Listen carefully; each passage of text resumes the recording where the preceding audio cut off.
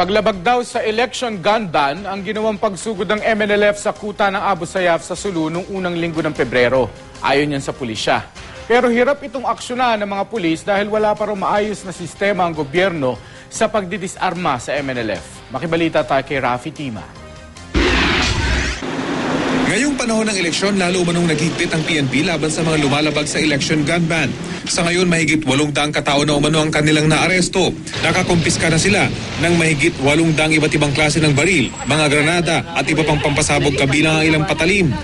Marami dito nakakumpiska sa Autonomous Region of Muslim Mindanao o ARMM.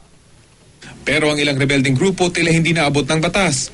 Sa kalagitnaan ng ipinapatupad na gun ban, nakipagsagupa ang MNLF sa Abu Sayyaf Group sa Patikul, Sulu. Ayon kay MNLF Central Committee Chairman Nur Miswari, sinugod ng MNLF ang kampo ng Abu Sayyaf nitong nakarang mga araw matapos tambangan ng ilan sa kanilang tropa. So anong nag-trigger na nag-decide na kayo once and for all na, well, tapusin na natin itong Abu Sayyaf? Ano po nag-trigger? We had reached the end of our road. Kaya sa kahintay namin, I heard parang nagsawa na sila.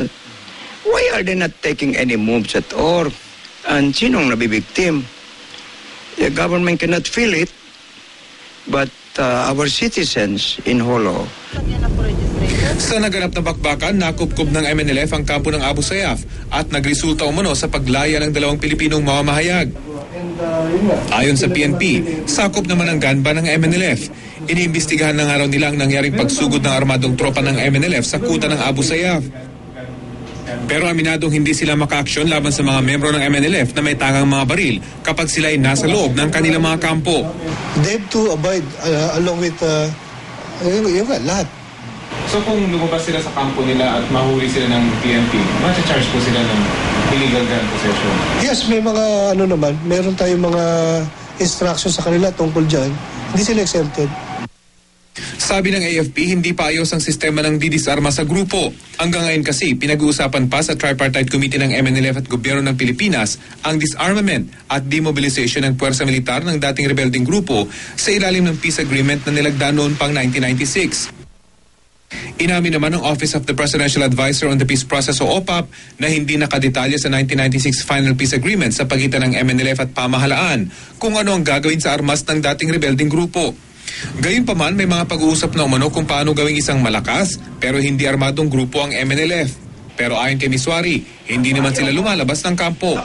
Sabi pa ni Miswari, hindi nila isusuko ang kanilang mga baril lalo pat tila hindi umano nagagampanan ng pamahalaan ang kanilang trabaho sa pagpapanatili ng katahimikan.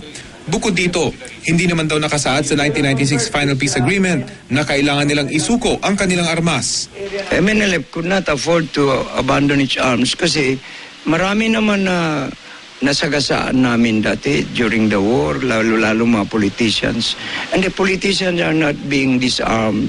Rafi Tima, GMA News.